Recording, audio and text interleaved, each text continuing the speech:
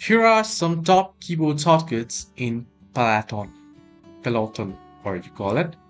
While Peloton's interface is primarily touch-based, there are some useful keyboard shortcuts, particularly for accessibility and navigation. The most relevant shortcuts are for expanding or collapsing outline modes. Command 0, Escape Command 9, /escape, Control Command 0, Control Command 9. Additionally, the Peloton Guide remotes allows for fast forwarding and rewinding. Well, if you want to expand or collapse outline mode, then you want to press Command O or Escape, then right. Similarly, collapse for Command 9, you can see here.